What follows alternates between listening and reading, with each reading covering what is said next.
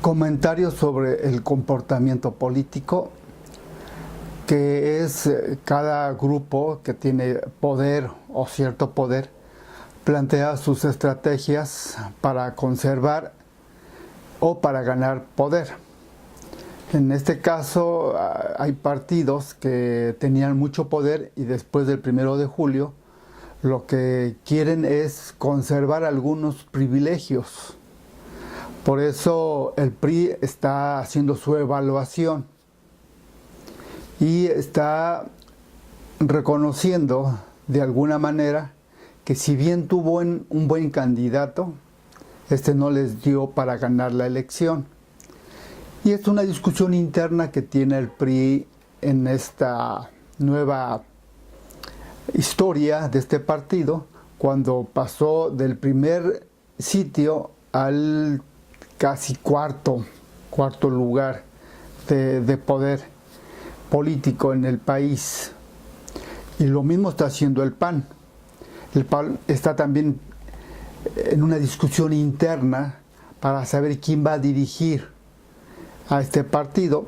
Son un poquito más discretos en este momento los del PAN, igual los del PRI, se ven los dos en unidad, pero falta saber quién va a dirigir, por ejemplo, al PAN, para saber si hay acuerdo, si hay unidad realmente en este partido, como se puede observar dentro del PRI, que sí se ve más unidad en este partido,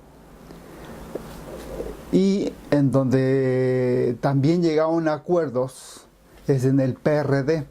Sí, también pasó de un lugar muy importante en la política nacional a un lugar que ya no le correspondería de acuerdo a lo que venía haciendo, porque muchos perredistas, muchos priistas trabajaron con Morena, que es ahorita el partido que logró una gran mayoría en política en este país.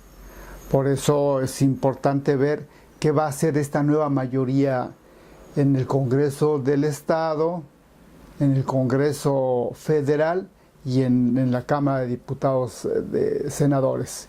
Tiene una gran oportunidad desde el punto de vista político de demostrar que viene con ese cambio que ha anunciado. Hasta ahorita nos quedamos en enunciados. Vamos a ver realmente de qué está hecho este partido Morena cuando ya sea gobierno. Es allí cuando realmente vamos a comprobar qué tan real son sus disposiciones para cambiar este país. En Morena hay una discusión también interna por el nombramiento de algunos funcionarios, concretamente el de Manuel Bartlett en la Comisión Federal de Electricidad. Este anuncio del director de la Comisión Federal de Electricidad vino a darnos un ejemplo de que no todo lo que diga Andrés Manuel López Obrador va a ser obedecido de inmediato. Hay cuestionamientos de gente muy cercana a Andrés Manuel López Obrador, como lo es Tatiana Cloutier. Y también este mensaje lo recibió mucha gente simpatizante de Andrés Manuel López Obrador con desagrado. No sé qué vaya a pasar, si va a mantener esta postura Andrés Manuel López Obrador de conservar a Bartlett en la Comisión Federal de Electricidad, y si este nombramiento podría tener repercusiones políticas dentro de 3 años. O a lo mejor y se conserva esta diferencia política interna y ahí va a estar permanentemente, a menos de que Manuel Bartlett logre conciliar con estos grupos y haga un buen desempeño como director de la Comisión Federal de Electricidad, y entonces entregue buenas cuentas, y allí es cuando la gente se va a convencer de que fue buena la decisión de Andrés Manuel López Obrador al elegirlo como director de la Comisión Federal de Electricidad. Acuérdense que en política hay problemas internos y hay problemas externos. Y en este nombramiento de Manuel Bartlett despertó desintereses allí al interior de Morena, pero también cierto conflicto con algunos simpatizantes. Por ejemplo, el actor Gael García, que no está de acuerdo con este nombramiento de Bartlett. Entonces, Manuel Bartlett, en respuesta, utilizó calificativos.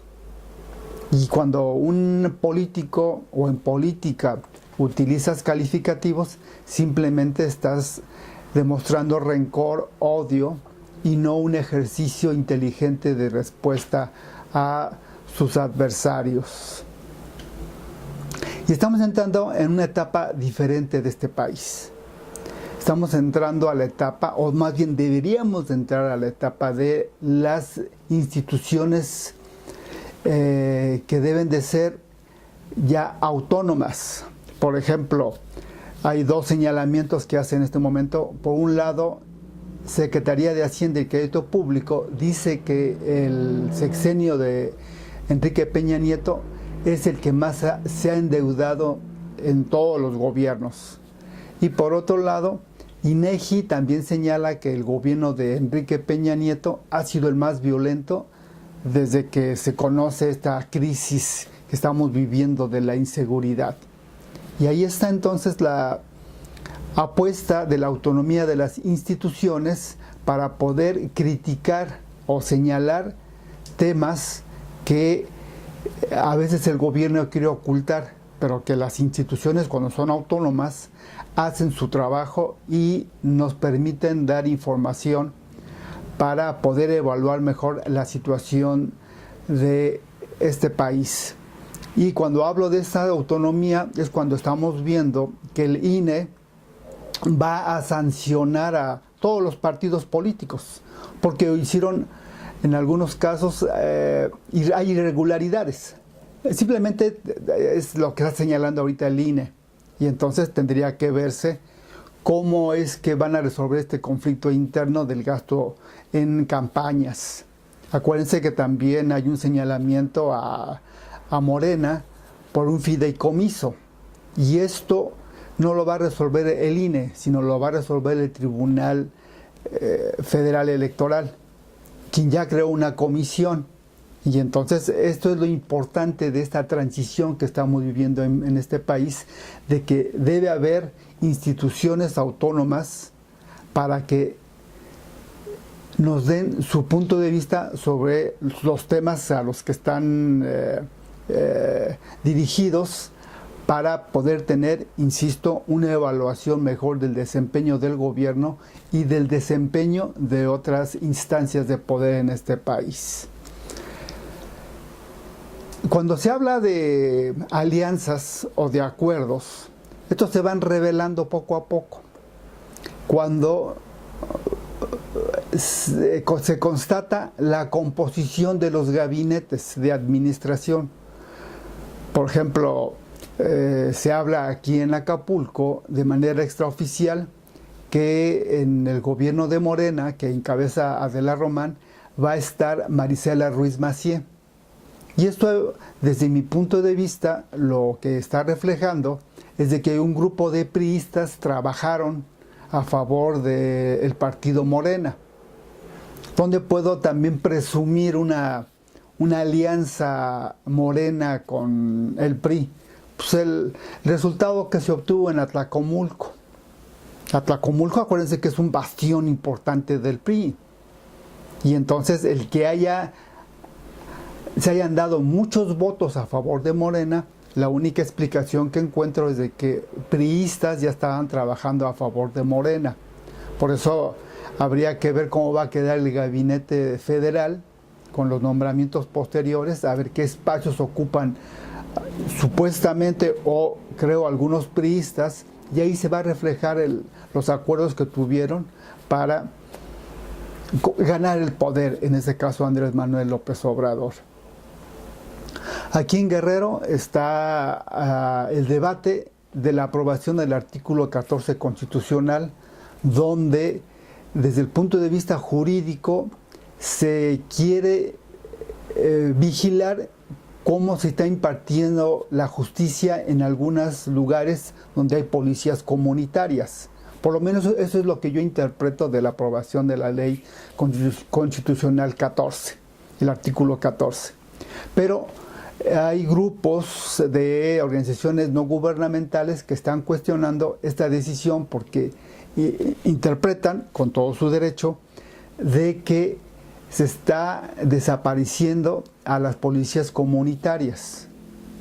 En realidad esto no puede suceder porque la creación de las policías comunitarias o policías rurales están protegidas por el artículo 701 de la Ley de Derechos Humanos y de la defensa de los derechos indígenas. Acuérdense que una ley menor, en este caso una estatal, no puede ser menor o tampoco puede ser superior a lo que dictamina un convenio internacional. Son igualitarios.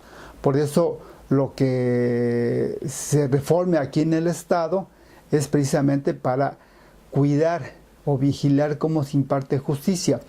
¿Por qué hablo de este asunto de la impartición de justicia? Si bien es cierto que en estos lugares donde hay policías comunitarios se ve que hay un bajo índice delictivo, también es cierto que ha habido excesos.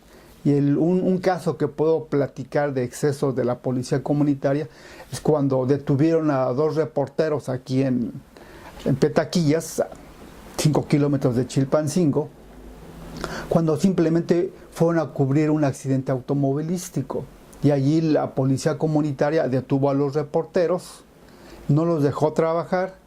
Por un lado se interpreta que evitó o prohibió la libertad de expresión a 2 profesionales de la comunicación, y eso desde mi punto de vista me parece un exceso de la policía comunitaria, y eso es lo que yo interpreto y está buscando la reforma al artículo 14 constitucional aquí en el estado de Guerrero.